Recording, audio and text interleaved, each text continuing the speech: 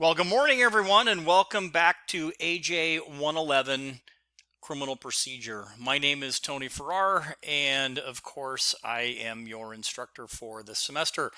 Today's lecture is going to cover Chapter 2, where we are going to look at the sources of criminal procedure. Now, we looked at some of this information in Chapter 1, but Chapter 2 is going to expound a little bit on that, and we're going to really focus in on some of these sources regarding criminal procedure. But first, let's talk about the learning objectives. What do we hope to gain or learn from this particular chapter? Well, first of all, we'd like to be able to list the provisions of the U.S. Constitution that address criminal procedure.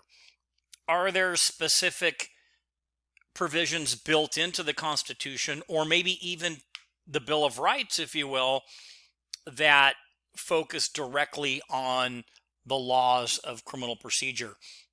Number two, to know the role of the U.S. Supreme Court in the U.S. judicial system. Number three, to understand the importance of both state courts and state constitutions as they both relate to criminal procedure. Number four, know the role of both federal and state statutes in criminal procedure. Are there federal laws or local laws that help us in regards to criminal procedure or govern what we can and what we can't do or provide any guiding information? Number five, understand the significance of the federal rules of criminal procedure and state rules of criminal procedure. So, are there rules that focus us on certain things that we can do and certain things that we can't do? Number six, know the historical background of the 14th Amendment. We're going to talk quite a bit about that in this chapter, specifically due process. And finally, number seven, to be able to summarize the incorporation debate and explain the various theories of incorporation, things like fundamental fairness test or total incorporation or even partial incorporation. So those are some of the highlights of the chapter that we're going to hit. So let's go ahead and just jump right into it. We want to try to stick to our 60-minute timeline if we can. So, if you get a chance, I'd like you to take a look at this video. I have the link down beneath the photo there. And this is basically an individual who goes out and he films law enforcement. Sometimes they know he's there, sometimes they don't know he's there. But in this particular instance, he's across a very busy street filming a traffic stop by police officers at the Rialto Police Department, and he's kind of narrating as he goes on with what he's videotaping. And the officers end up finding a firearm and end up taking the person into custody. But I'd like you to just look at that video and give some thought to due process and the importance of fundamental fairness and different things like that. So it's a great video. I think you'll like it, but take the time to do that. Next, I'd like to kind of start our conversation with a very short case study. And it's going to be on the case Rochin versus California. And yes, you can tell by the date, 1952, it's a little bit dated, but it's important because it really does set the stage for some fundamental fairness and some procedure that's needed as it relates to due process. And along with that, it shows the thought process of due process and fairness coming from the U.S. Supreme Court. So we're going to take a look at that very quickly. You can find the entire case on page 28 in your textbook because I know you've probably already read it, right? Of course you have, hopefully. But anyway, let's talk a little bit about it, and then we'll jump into the rest of the chapter. So, during a search of the defendant's house, and this would be Rochin, law enforcement officers forced their way into his bedroom and saw two capsules on his nightstand.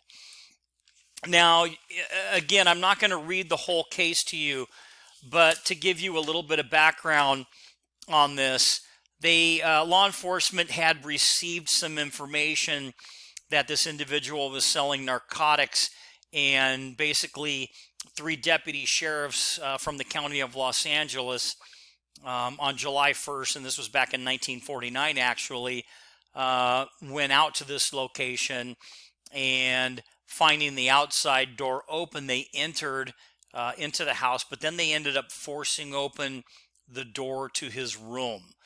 So that's just a little bit more background, but I really would like you to kind of read the case. But anyway, so they forced their way into his bedroom, and they saw 2 capsules on his nightstand. And when the officers asked him about the capsules, Rochin then grabbed them and swallowed them very quickly. Now, he was taken into custody and subsequently taken to the hospital, where the officers had his stomach pumped against his will. So now we're talking about adding in a medical procedure. Now remember, this is kind of a due process case, okay? And as the result of the stomach pumping, Rochin vomited the 2 capsules, which were determined to contain morphine. And the case went on, and during the trial, we're at the end of the whole thing, the trial court ended up convicting Rochin of possession of morphine. And then he appealed this case. So before we go any further, think just very quickly on why you think the defendant appealed this particular case. And there's a couple of reasons, and when you read the case, you'll become a little bit more familiar with it. But, you know, a couple things to think about. So when he was asked whose stuff that was sitting there, remember, he grabbed the capsules and he put them in his mouth. Okay. And then a struggle ensued, and in the course of which 3 of these officers jumped on him. And they attempted to extract the capsules, but obviously that didn't work. So the force that they applied was unavailing against the resistance, which means it didn't work. So he was handcuffed and he was taken to a hospital. And then at the direction of one of the officers, a doctor forced a solution through a tube into Rochin's stomach against his will, which subsequently produced him to vomit. And in the vomit, they found the 2 capsules, which were later proven to contain morphine. Now, I have a link to the actual case as well, but I want you to, again, consider the issues relating to due process in this particular case and fairness, etc. And we'll come back to it at the end and kind of look at what the court, their decision was. So, with that being said, okay, the law of criminal procedure provides a map for us that guides the police in the detection and investigation of crime and in the detention of suspects. So there's a roadmap for us to follow. It also provides directions for defense attorneys, prosecutors, and judges in the prosecution and punishment of offenders and in the appeal of verdicts. So there's a lot of stuff there that we have to kind of consider. So as part of that roadmap, and you probably didn't know this, but you're going to in a second, I want to give you some idea of the broad range of topics that are covered by the law of criminal procedure. And there's way more than you think. So let's go ahead and take a look at some of those. So one could be informants.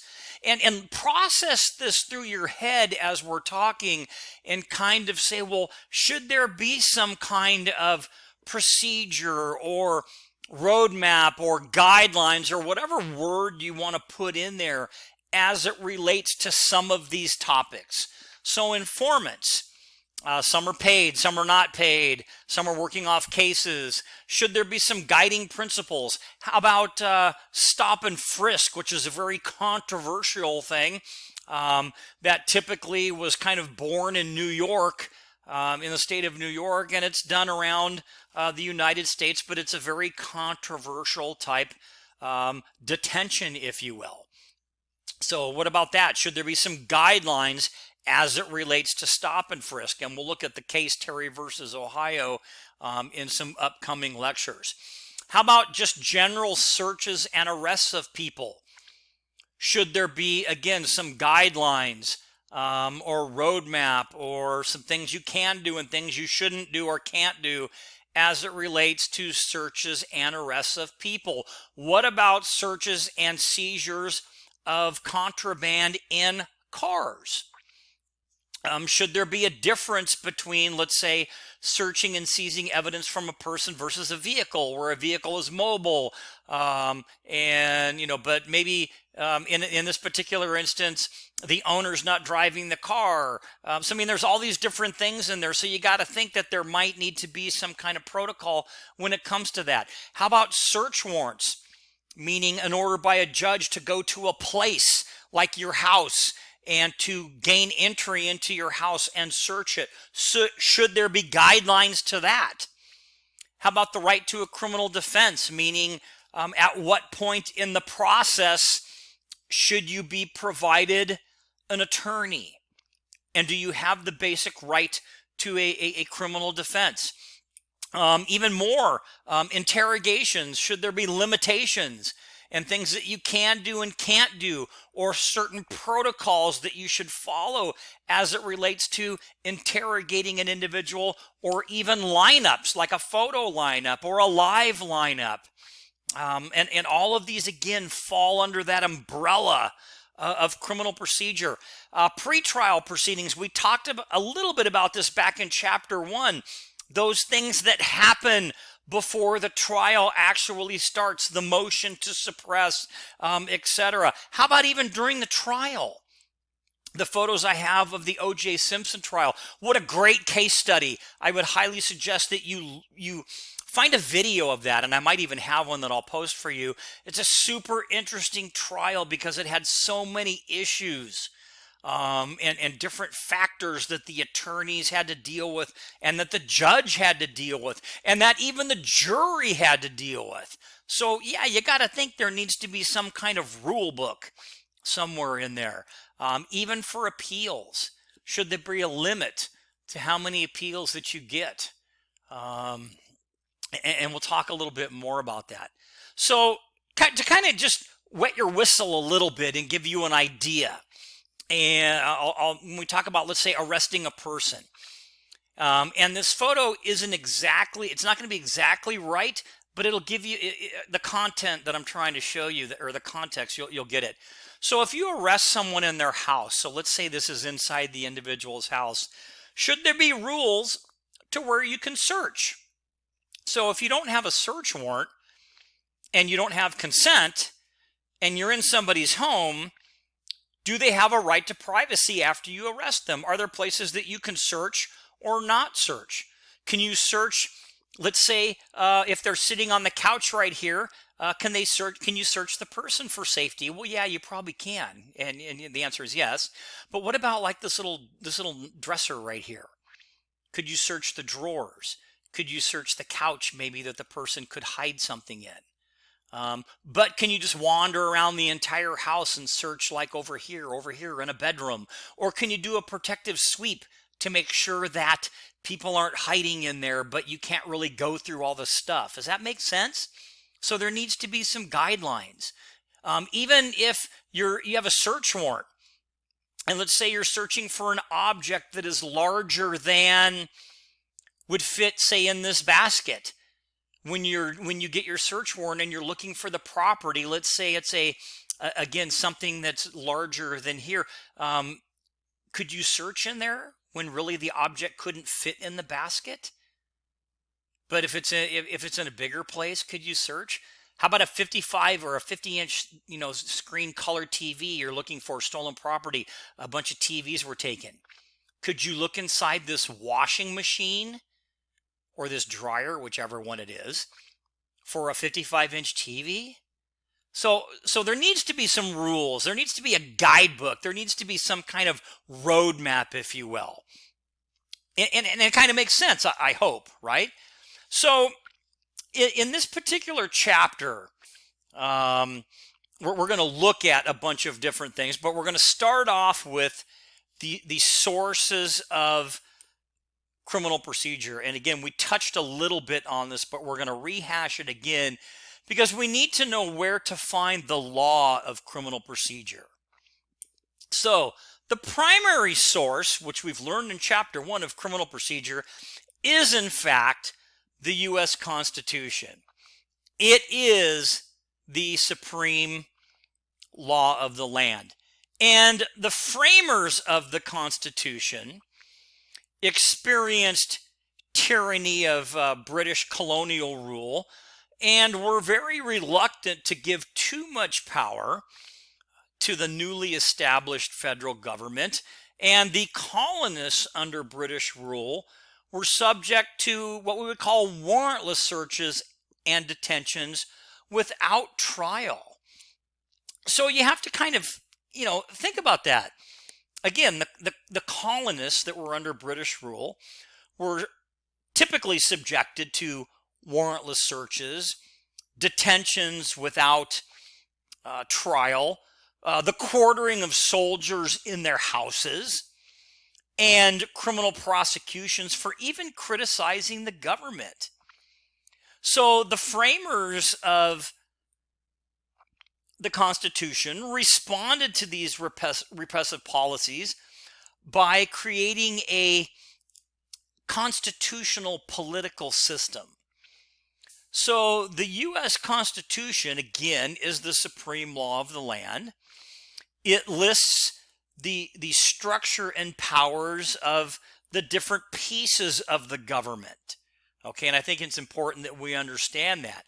So it lists the structure and power of, let's say, the president over the executive branch of government, Congress in the legislative area, and judges in the judiciary, and it allocates responsibilities between federal and state governments. So as we talk a little bit more about this, you can see that the Constitution specifically kind of lays out the power structure. Now, the Bill of Rights, or what we typically know as the first 10 amendments to the Constitution, was added to protect individual rights and liberties. And quite frankly, this is the portion of the Constitution that those in the criminal justice or under the criminal justice umbrella are going to be most exposed to. Things like, and you'll learn all the Bill of Rights, and if you don't, you really should. Remember, as you went back through the first week orientation module, you should have ran across an area called the Bill of Rights, and it had a list of the first 10 amendments and a little short video to go with each one. So, again, let's review the primary sources of the law of criminal procedure, because I think it's really important that we understand that. Then we're going to dive into due process and the 14th Amendment, and then we'll look at or have a discussion about the impact of Supreme Court decisions. So, as we have seen before, a little bit in Chapter 1 actually, the law of criminal procedure details the steps that the government is required to follow in investigating, detecting, prosecuting, and punishing, and in criminal appeals. And this is distinguished from criminal law, which defines the content of the rules whose violation results in some type of penal responsibility. And some commentators might compare this to, let's say, a sporting event. So criminal law could define the points that you get for the goal. However, criminal procedure comprises all the rules that tell us how we're allowed to move the ball up and down the court.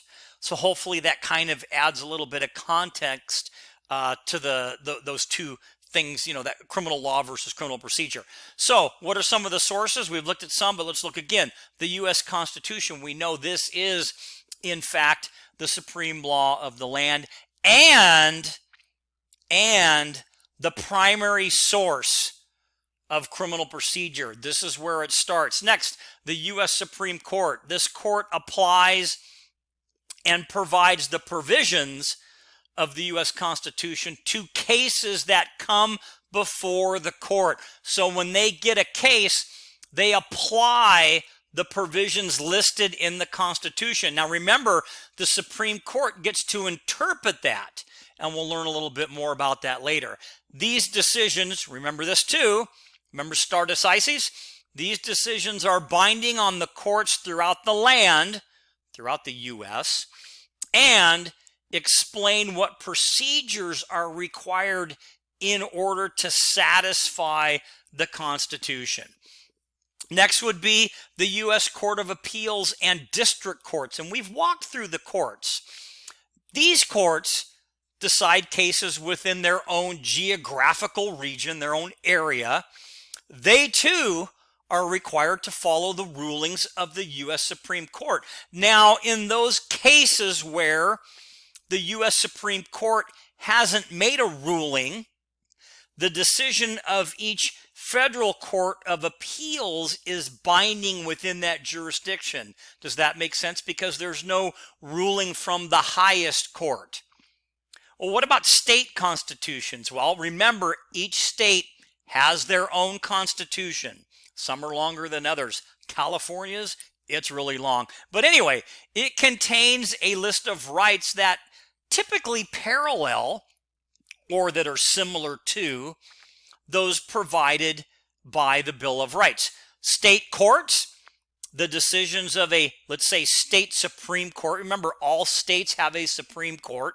It's not the same as the U.S. Supreme Court. Remember, as we discussed in Chapter 1. But the decisions of state Supreme Courts are binding precedent. We've learned about that word for all other courts within the state that are lower. And state courts do interpret the provisions of their particular state constitution. Make sense? Federal statutes. These are laws that are passed by Congress that address criminal procedure. Things like, funding for the analysis of DNA evidence in federal and state court. State statutes. These are typically laws that are passed by state legislature that address criminal procedure.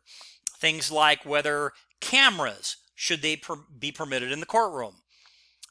Local towns and cities can pass their own local ordinances or rules of protocol in local courts that address criminal procedure. Maybe one of the rules is how you dress when you walk into a courtroom. No shorts, no flip-flops, etc.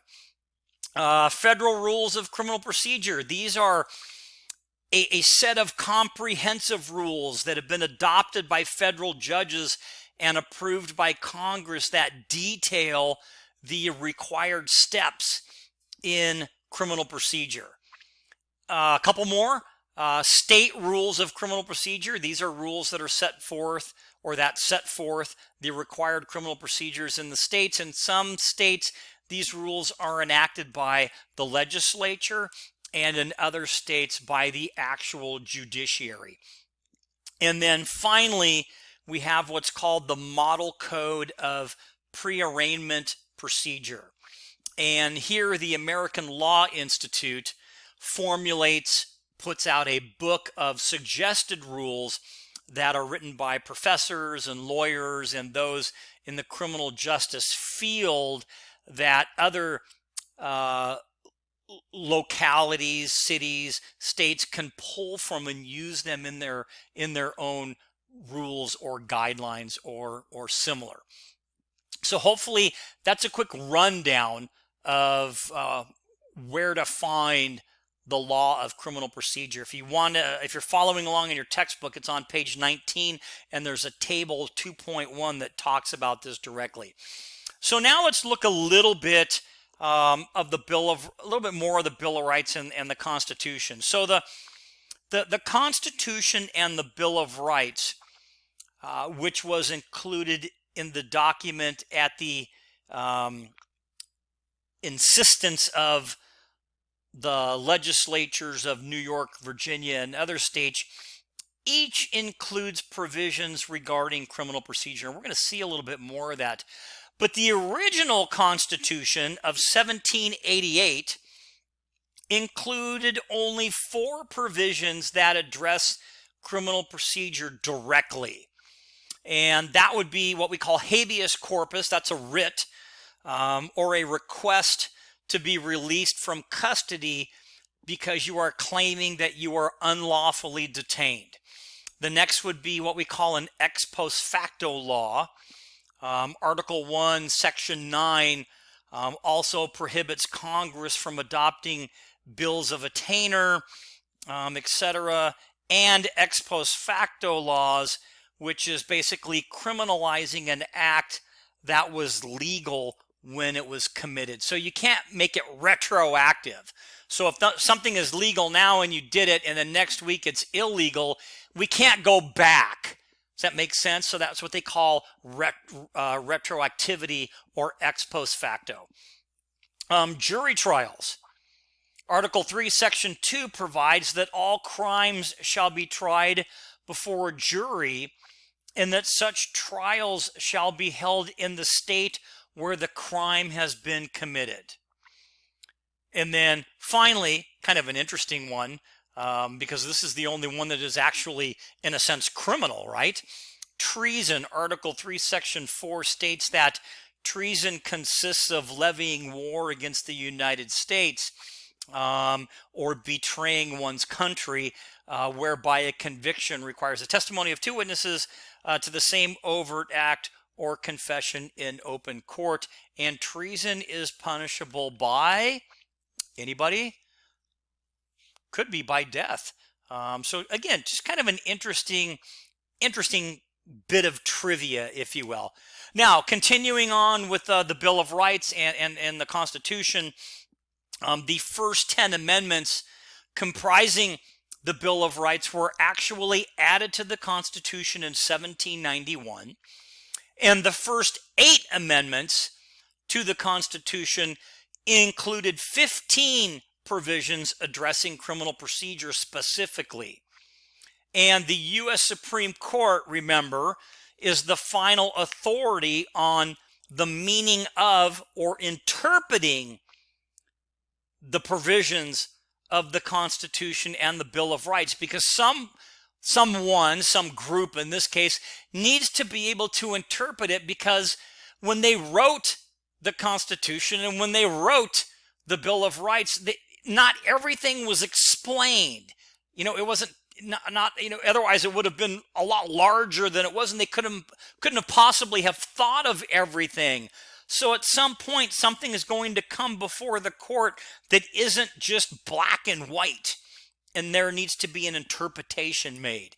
And the U.S. Supreme Court, those folks will be the one that will do that. So, taking a closer look at the Bill of Rights, I included a video for you to watch. It's probably 20 to 25 minutes. I think it's pretty cool. I'm not sure how you is going to think it's as cool as I do, but I would suggest that you look at it so you can have a better understanding. But just to give you an idea about criminal procedure provisions that are built in to the Bill of Rights, you could take the Fourth Amendment, looking at unreasonable search and seizures, looking at warrants. Again, there needs to be a process, a procedure. The Fifth Amendment, indictment by grand jury. We'll talk more about that. Double jeopardy, meaning being tried twice for the same thing. What about the right against self-incrimination? How about just due process in general? Sixth Amendment, speedy and public trial by an impartial jury, right? Shouldn't the jury be impartial? How about being informed of what the charge is, or being able to confront witnesses, or subpoena power of the court to make people come into court, or even the assistance of a lawyer? This all falls under procedure. And then finally, the Eighth Amendment, things like excessive bail or excessive fines or cruel and unusual punishment. What about the death penalty? So again, due process, criminal procedure. Let's move on. There's just so much to cover.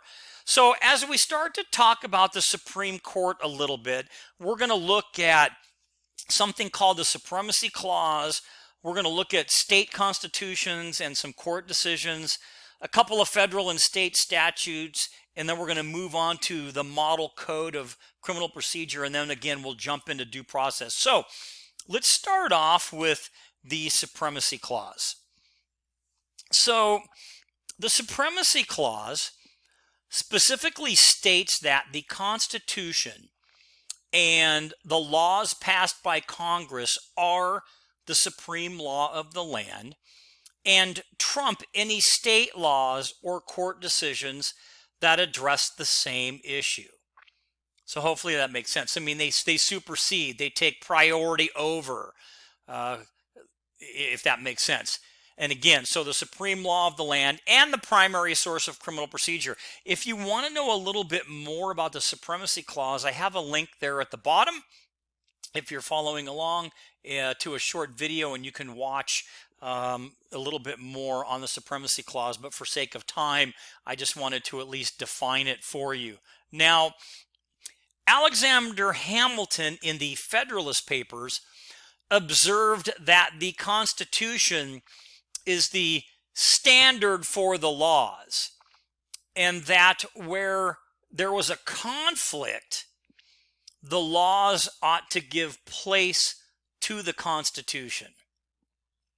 So the constitutional requirements, however, are not always clear. Remember, I mentioned that from the text of the document. So maybe something isn't exactly super clear, so it needs to be interpreted. So an example could be during police lineups, should a person have the right to an attorney?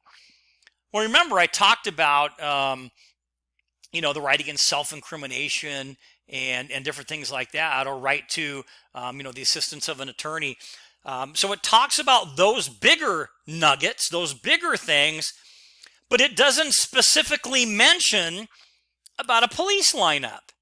So some group, the U.S. Supreme Court, remember that's where we're at, they will interpret this and they will use the Constitution as a guide. So I'm hoping that kind of makes sense. So again, a little bit more. In 1803, yeah, I know it's old, but it stands the test of time, and you'll see why. In a case called Marbury versus Madison, the U.S. Supreme Court claimed the authority of what we call judicial review, or the right to define the meaning of the Constitution. That's pretty important. In addition, to throw out federal, state, and local laws that are unconstitutional or that typically don't conform to the Constitution. The example at a lower level I can give you, just to throw some context in there, is this crime of loitering. So maybe you've seen the signs before. Red sign, usually it's red and white, it's got the lettering, no loitering, violators will be prosecuted. Okay, take a minute. What's loitering? Doing nothing, or hanging out. Or what's hanging out? Doing nothing. You see how vague that is? So when things are vague like that, there needs to be some right to define the meaning. And typically for a case like loitering, in some states it's no longer illegal, in some states it still is, but it needs to be defined more. Otherwise it's a little bit too vague. So some states have redefined or come up with a more definitive violation text, if that makes any sense. Now, in two later cases, Martin v. Hunter's Lessee and Cohen's versus Virginia, the Supreme Court explicitly asserted the authority to review whether state laws and court decisions are consistent with the Constitution. And as the chief interpreter of the meaning of the Constitution, here we go, the Supreme Court's judgments bind all state and federal judges, the president, Congress, state officials, and everybody else in the criminal justice system. So again, it's the supervisor authority, if you will, okay, that they have the authority to do this. So we know who the chief interpreters now of the Constitution are. If you want to know a little bit more about the Supreme Court, I have a link to ussupremecourt.gov. You can look up all the cases that are currently in progress, where they're at. You can look back at all the other cases. Super interesting site. So take the time to take a look at that if that's something that does interest you.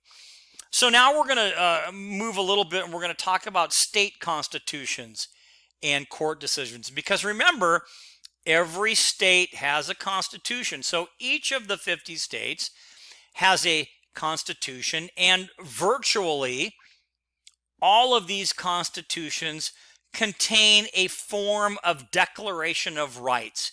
Now, in most cases, the provisions are the same as the criminal procedure provisions listed in the Bill of Rights to the Constitution. However, in some cases, state constitutions have provided more or additional rights, or they've even clarified the meaning of some. Now remember, okay, the state Supreme Courts, they can interpret those state constitutions. Okay, remember we just read that a little while ago. What about federal or state statutes? Well, state legislators and the U.S. Congress have added to constitutional provisions by passing laws regarding criminal procedure.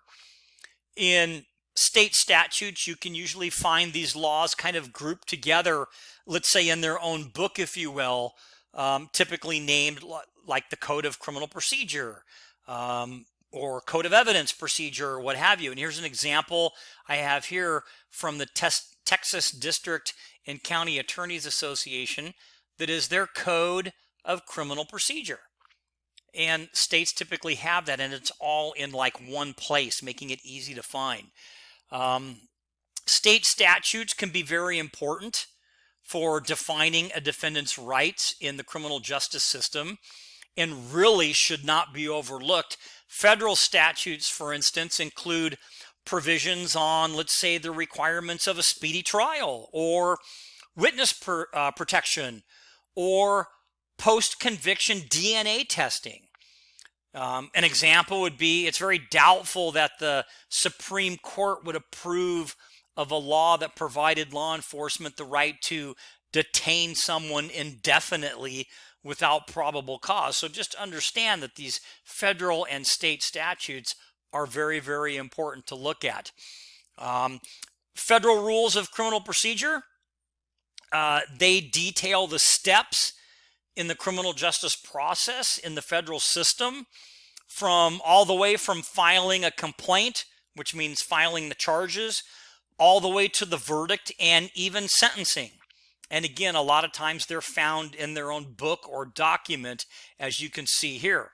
The Supreme Court has held that these rules have the force of law, and the court has no authority to disregard the requirements of these particular rules. And then finally, we have the Model Code of Pretrial Procedure. So in 1932, a group of academics, judges, lawyers formed a private organization, if you will, and funded what is known today as the American Law Institute. And the members of this institute drafted a series of model statutes that they hope other state legislatures would adopt. And this particular code addresses pretrial police investigations. So this is, again, a code book put together that other states can use and implement into their own codes if they so desire. And I have a link to the American Law Institute if you want to know a little bit more about that as well. Okay, so now we want to jump into the development of due process. So the last half of the 20th century witnessed the nationalism, or what law professors call constitutionalism, of criminal procedure. And this involves interpreting the 14th Amendment due process clause to the extend most of the protections of the Bill of Rights to the states. Right now, there's a single standard of criminal procedure that all levels of government need to satisfy, but it really wasn't always the case. So again, there now is a single standard of procedure that all levels of government must satisfy, but it wasn't always like that. So you may be prosecuted in, let's say, Indiana, Iowa, or in the federal system, and your rights will remain fundamentally the same. This constitutionalization or development of a single standard that applies to the federal government as well as the states really did mark a true revolution in the law, because before it wasn't quite like that. Each state might be a little bit different. And this typically still remains a very hot topic of debate and disagreement, the question of nationalization. The development of consistent procedure is intended to ensure uniform and fair treatment for people wherever they live and whatever their background might be. Now, on the other hand, there is a strong argument that the state should be free to experiment a little bit and to develop their own criminal procedure, something that might work for them. Because remember, again, I'm looking at both sides here, not every state is the same. So just think about that. The procedures that may be appropriate for, let's say, federal agents investigating excuse me, let's say fraud, environmental crime, or corporate abuse are far removed from the daily demands confronting a police officer on the beat in a major metropolitan city, or even on the other hand, officers in a small department with a really tight budget. So things are going to be a little bit different. The Supreme Court judges sitting in Washington, D.C. with little or no experience in local government usually, or law enforcement, may be ill-equipped to be telling the police in Detroit or Los Angeles or New York how to conduct an interrogation or lineup, and the court's well-intended decisions may result in what we call handcuffing the police and maybe even frustrating police investigators, because maybe the things are too definitive or too difficult, too many hurdles, if that kind of makes sense. So one big example, which I think worked out just fine in the end, but think about this. One of the biggest landmark cases, Miranda versus Arizona, and I have the link there if you want to look more, talks about reading an individual their rights, thus the name, the Miranda decision. And here's a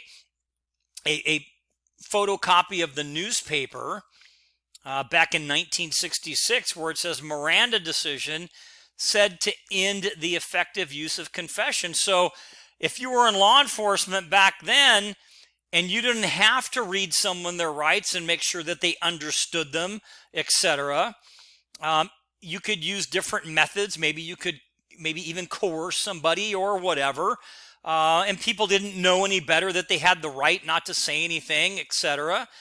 So confessions might have been easier to get. Well, once this was implemented and the Supreme Court interpreted this and made this decision that, hey, we need to do this, don't you think that law enforcement thought it was a problem? That they were being handcuffed from getting to the confession that they wanted. But that's all part of due process, remember? The fairness part. So again, these are important cases that we know. I mean, the Supreme Court, for instance, might hold that the Fifth Amendment does not require states to tape interrogations, and that the states may decide for themselves whether to adopt this practice. But could it be a rule? Should it be a rule that we record all type of investigations? But anyway, this is the Miranda decision. And again, there's differences in police departments when we look at the different sizes. So as we talk about the pros and the cons of nationalization, constitutionalization as it relates to criminal procedure, these are all things that you just need to kind of wrap your head around and try to understand, because there are 18,500 police departments across the United States, and they are all of different sizes. So, the 14th Amendment. I'm going to read it to you. All persons born or naturalized in the United States and subject to the jurisdiction thereof are citizens of the United States and of the state wherein they reside.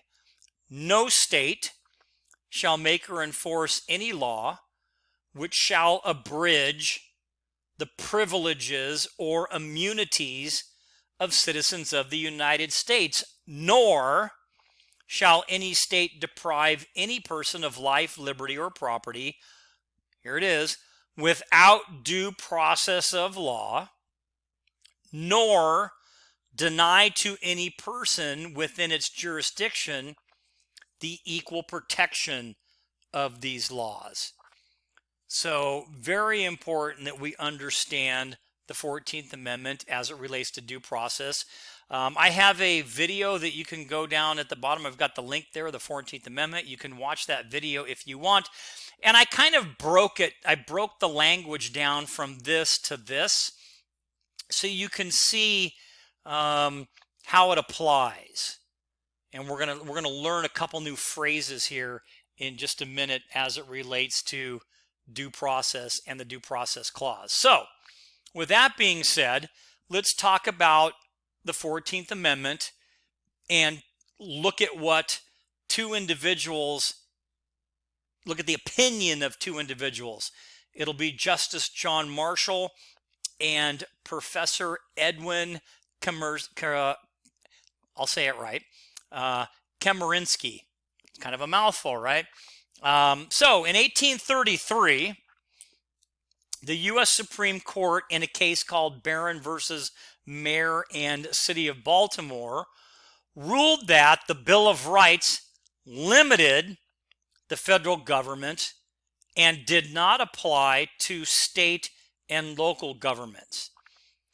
Now, Justice John Marshall wrote that the Constitution was ordained and established by the people of the United States for themselves, for their own government, and not for the government of each individual state. He observed that if the framers had intended for the Bill of Rights to apply to the states, they would have declared this purpose in plain language, meaning they would have wrote it out. Okay? On the other hand, Professor Chemerinsky observed that if the Bill of Rights applies to only the federal government, then the state and local governments are basically free to do what they want and to infringe on even the most precious liberties and to violate basic constitutional rights. So hopefully that kind of makes sense on the dynamic between that. Now, the Due Process Clause of the 14th Amendment, there are strong arguments that the individuals who drafted the Bill of Rights intended that the Due Process Clause incorporate the Bill of Rights and extend these protections to state governments. And as we go through this, I'll just kind of throw this out there. What do you think about that? Which one are you? Kind of which side of the fence do you tend to fall on? So by the 20th century, or the 20th century, witnessed continued efforts by defendants to extend the protection of the Bill of Rights to the states. And the Supreme Court, in doing this, in interpreting this, would employ one of three different approaches in order to this particular argument. The first would be fundamental fairness, which is where the Supreme Court decides on a case-by-case basis whether rights are fundamental to the concept of ordered liberty and therefore apply to the states. The next would be total incorporation and total incorporation plus, and we'll define these a little bit more. The entire Bill of Rights applies to the states. Total incorporation plus includes additional rights not in the Bill of Rights, along with the entire Bill of Rights. And incorporation plus includes additional rights not in the Bill of Rights, along with the entire Bill of Rights. Selective incorporation, particular rights in the Bill of Rights apply to the states. Selective incorporation plus includes additional rights not in the Bill of Rights, along with particular rights in the Bill of Rights. So again, and we'll kind of define these a little bit more. So as it relates to the Due Process Clause, let's break these down so you know the approach, the theory. If we're talking about total incorporation, judges that favor total incorporation, that approach, argue that these rights were viewed as fundamental by the drafters of the U.S. Constitution. And judges who favor the total incorporation plus approach would include additional rights not listed in the Bill of Rights. Okay, so you have total incorporation and total incorporation plus. Now, other judges favored something called selective incorporation. And they argue that only those provisions of the Bill of Rights that are essential to liberty are incorporated into the 14th Amendment. And then states are otherwise free to structure the rest of criminal procedure. Does that make sense? And if you use the word itself, selective, it means like just, a select piece of it. Not all of it. Not like back here, total incorporation plus. We're talking selective, just a part. And then there's a smaller favored number that favor selective incorporation plus. And they contend that there are rights that are not part of the Bill of Rights that also apply to the states. And the challenge confronting the selective incorporation approach is to identify what part of the Bill of Rights are actually essential. So hopefully those definitions kind of helped you as it relates to like different theories. So under the fundamental fairness piece we're going to look at, the Supreme Court developed the fundamental fairness test in a series of cases way back from 1884 through about 1908. And lawyers and their clients were continually disappointed over the next 40 years by the Supreme Court's reluctance that the rights protected by the Bill of Rights were protected by the 14th Amendment. Now, the fundamental fairness test was first established in a really important case, by the U.S. Supreme Court, all the way back in 1884. And this is the Hurtado versus California case.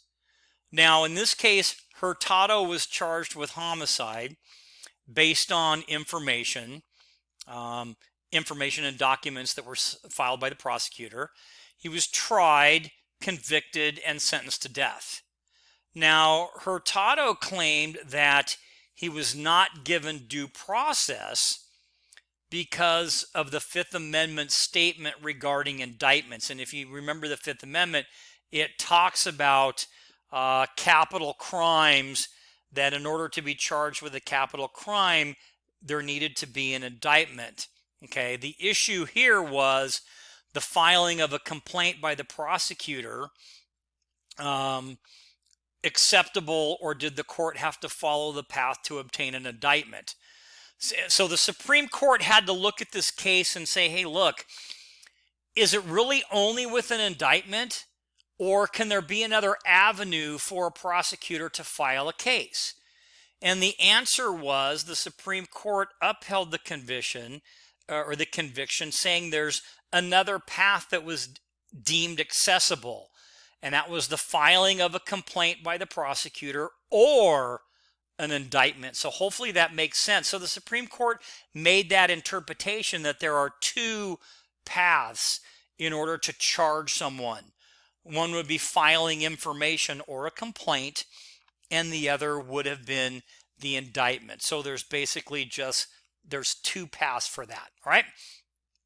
Now, along with that is the Equal Protection Clause.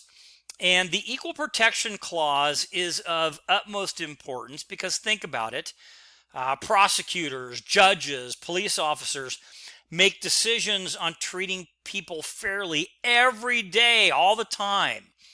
But what about arrests, criminal charges, bail, sentencing? Does there need to be equal protection there as well?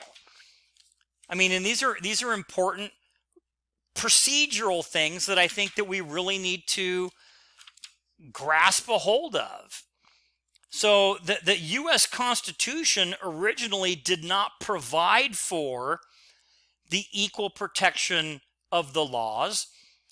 Professor Erwin Chemerinsky again observed that this would not be surprising given the fact that African Americans were enslaved and that women were subject to discrimination. Slavery, in fact, was formally embedded in the legal system.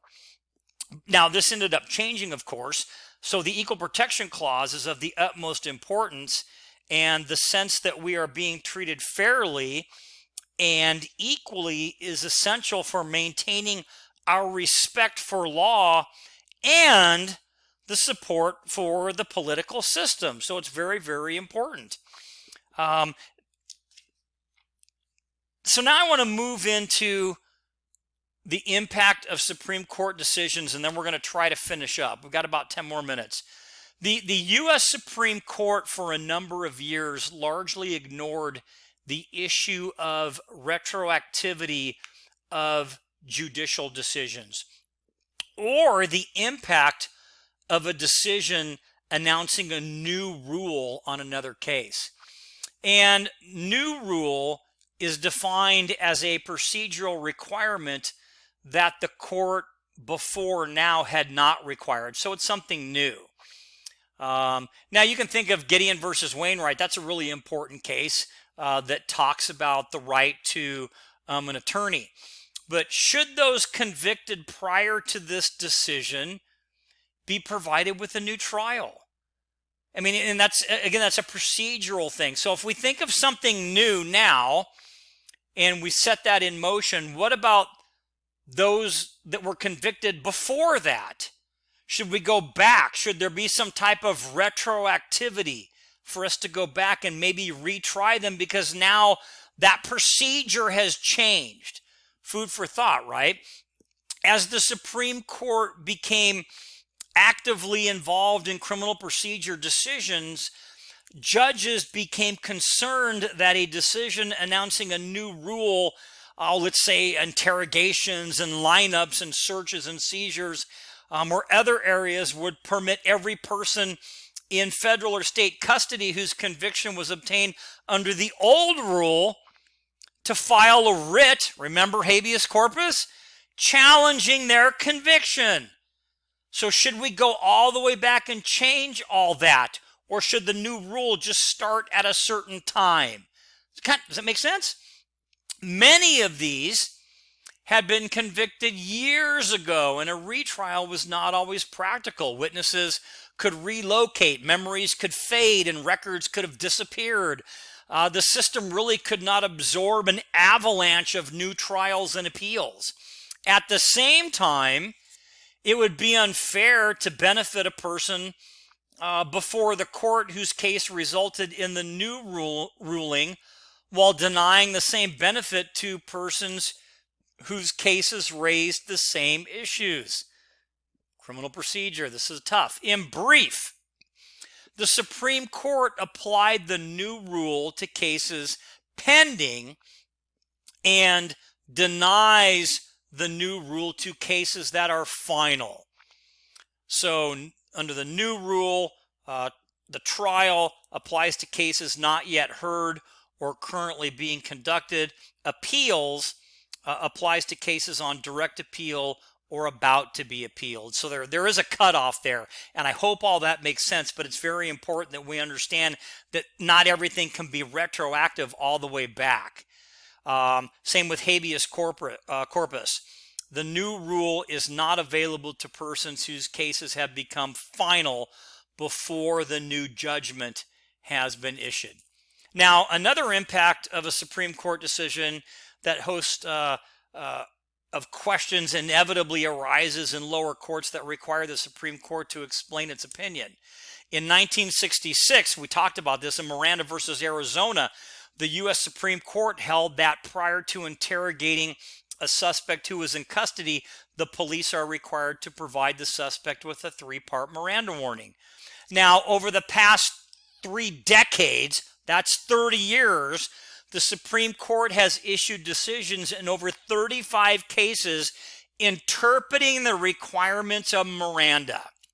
So again, they're using that case precedent as they go through and interpret cases that are somewhat similar. And I do have a very cool video on the case of Miranda, and the link is down at the bottom of the page if you want to go do that. A little bit more, a Supreme Court judgment is intended to impact the enforcement of the criminal law.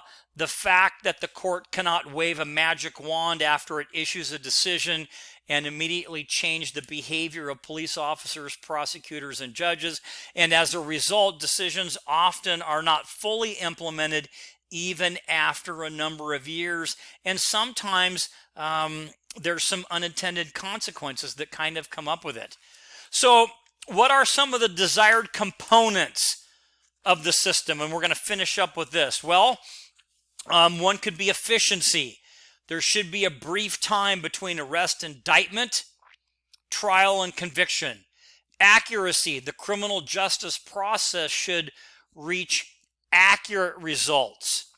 Fairness. Suspects should be protected against abuse, corruption, mistreatment, and human error. Okay, and that's important to understand as well. Equality. Individuals should be treated the same regardless of race, religion, ethnicity, or, importantly, income. And then finally, 2 models of procedure. So the tension between the various goals of criminal procedure is illustrated nicely by an individual by the name of Herbert Packer back in 1968. And Packer constructs 2 models of criminal procedure, or theoretical approaches to criminal procedure. And these models illustrate the difference between a system based on crime control or due process. So based on crime control or built on due process. So crime control, let's look at that first. The purpose, okay, criminal procedure, prevention and punishment of crimes are the single most important function. This is under crime control. Informal procedures, they stress speed and efficiency. And under determination of guilt, there's an emphasis on the ability of the police and prosecutors to separate the guilty from the innocent. but is that really their job? So kind of interesting. Under the due process model, the purpose, prevention, and punishment of crimes with concern for people's rights, a little bit different than the other one. Informal procedures, police and other criminal justice personnel are required to follow detailed procedures that might sacrifice speed on behalf of the rights of others. Can you see the difference? Due process, crime control. We're talking about due process. Determination of guilt. That the guilt or innocence is determined at the formal trial, and verdicts are subject to appeals. This process is to check against human error, corruption, and any falsehoods that might lead to inaccurate results.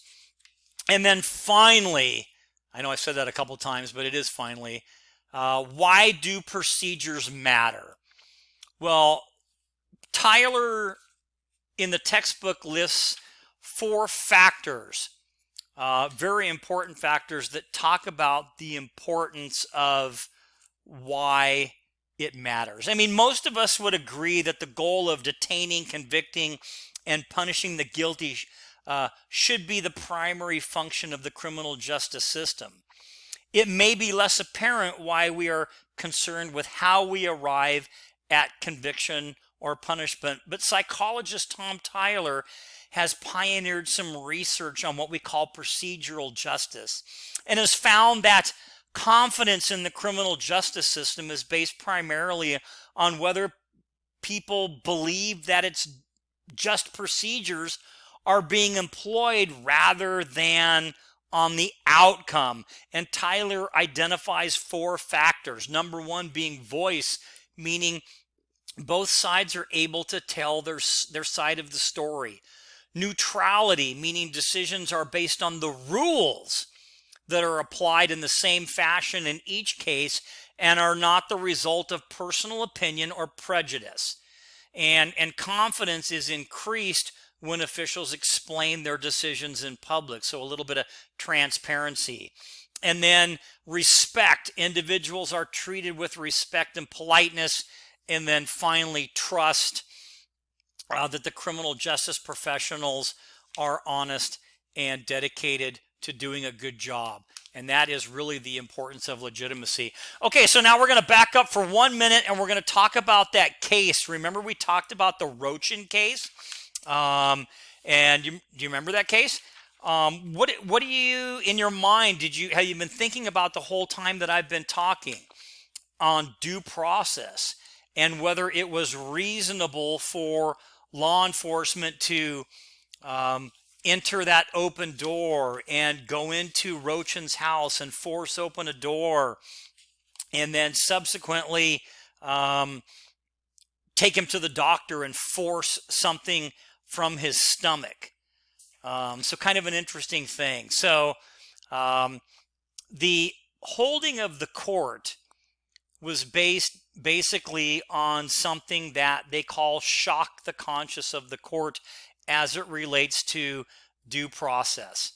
And again, in this case, the Supreme Court was asked to decide whether the petitioner, which would have been Rochin, has been, the conviction was obtained by methods that offend due process of law.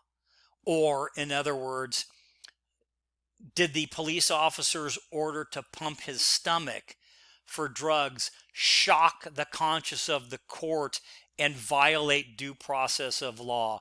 And at the end of the day, yes, the court felt that this was definitely extreme. It did shock the conscience of the court, and therefore the case was basically overturned. So you can read more about it on the links that I provided. Okay, so that's going to conclude our lecture on Chapter 2, just a little bit over 60 minutes, kind of like Chapter 1, so maybe that's where we're going to end up this particular semester. Again, this was the Chapter 2 lecture, The Sources of Criminal Procedure. Don't forget to, in your Module 2, to do the non-graded course assessment on the key terms to help you learn some of the different definitions. And again, it's not graded. You could take it as many times as you want. And then at the end of the chapter in your textbook, take a look at the chapter review questions to help you add a little more context to our discussion. So again, that concludes our chapter 2 lecture, and until next time.